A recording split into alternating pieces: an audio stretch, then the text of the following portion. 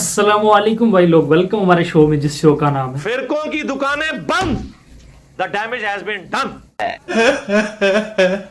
क्या होगा, जो माँ बाप हैं वो अपनी औलाद की वजह से जलील होते हैं, लेकिन ये जो फिरका परस्त उलमा है ये अपने बुजुर्गों और बाबों की वजह से अवाम उन नास के सामने जलील हो रहे हैं। कराची के मुफ्ती देवबंदी मियाँ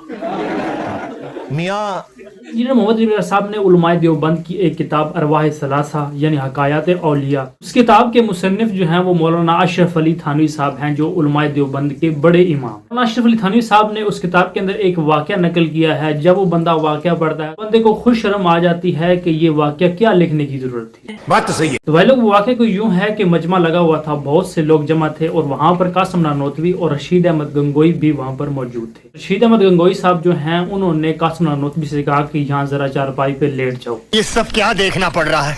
अच्छा है मैं अंधा हूँ। तो कासिम नानोतवी साहब जो हैं वो आगे से शर्माने लग गए कि इस तरह की हरकत मैं कैसे करूं, लोगों के सामने, भरे मजमे के सामने मैं कैसे लेटूं चारपाई के ऊपर। आखिरकार कासिम नानोतवी साहब जो हैं वो चारपाई के ऊपर लेट गए और आधे रशीद अहमद गंगोई साहब जो हैं वो कासिम नानोतवी साहब के साथ चारपाई के ऊपर लेट गए और उनकी तरफ मुंह करके उनके सीने के ऊपर हाथ फेरने लग गए। जैसे कोई आशिक सादक अपने कल्ब को तस्कीन देता है, इस तरह वो उनके सीने के ऊपर हाथ फेरने लग गए। कासिम नानोतवी साहब जो हैं वो शर्मा गए और वो ये कहने लगे कि मियाँ, कि लोग क्या कहेंगे, ये किस तरह की हरकत कर रहे हो, यानी लोगों के सामने, भरे मजमे के सामने। आगे से रशीद अहमद गंगोई साहब जो हैं वो ये कहने लगे वो लोग जो कहते हैं उनको कहने दो।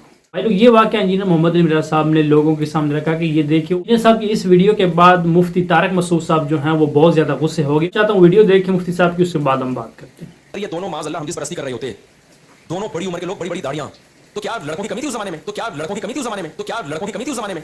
हम जिस परस्ती करने वाला क्या इतनी बड़ी दाढ़ियों वाले आदमी को तलाश करते हैं इस काम के लिए? अब लिखने वाले की गलती है कि यार अगर कोई आपस में इतना बेतकल्लुफ है, इस तरह का मजाक कर भी रहा है, तो उसको किताब की जीनत बनाना बनता नहीं है। वो बेवकूफ ने उसको किताब की जीनत बना दिया है, वो बेवकूफ ने उसको किताब की जीनत बना दिया है, वो बेवकूफ ने उसको किताब की जीनत बना दिया है। तो इंजीनियर अगर ये इतराज करता ना कि इनके मुरीदों में अकल नहीं थी, एक निजी वाकया, महफिल का मजाक का वाकया किताब में लिख दिया, तो हम उसको सपोर्ट करते कि वाकई सही कह रहे हैं, यार एक बेतकल्लुफी का वाकया था, किताब में लिखने की क्या जरूरत थी?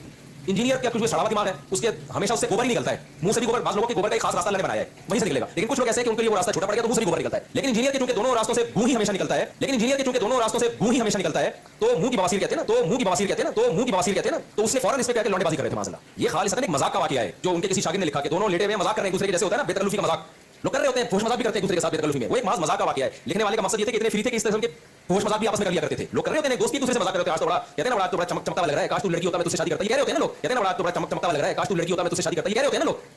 ये दोस्त आपस में मजाक करते हैं। मुफ्ती तारिक मसूद साहब की वीडियो देखी, जिस वीडियो के अंदर वो अपने बुजुर्गों और बाबों का दिफा कर रहे हैं और इंजीनियर साहब को वो उल्टा सीधा बोल रहे हैं। ये चाहिए था मुफ्ती तारिक मसूद साहब को उन बुजुर्गों और बाबों का दिफा ना करना कि उन्होंने ये जो काम किया है ये गलत किया है, लेकिन मुफ्ती साहब ने बुजुर्गों और बाबों का दिफा करने के लिए अपने जो दूसरे बाबे हैं मौलाना अशरफ अली थानवी साहब जो हैं उनको बुरा भला कह रहे हैं। मुफ्ती साहब ये कह रहे हैं कि ये वाक़या जिसने लिखा है उसकी ये गलती है। अब जिसने वाक़या लिखा है वो मौलाना अशरफ अली थानवी साहब हैं, जो उलमाए देवबंद के बड़े इमाम हैं। तो आप खुद ही आप देख लें कि एक इमाम को बचाते हुए मुफ्ती साहब दूसरे इमाम की अच्छी खासी मंजी ठोक रहे हैं,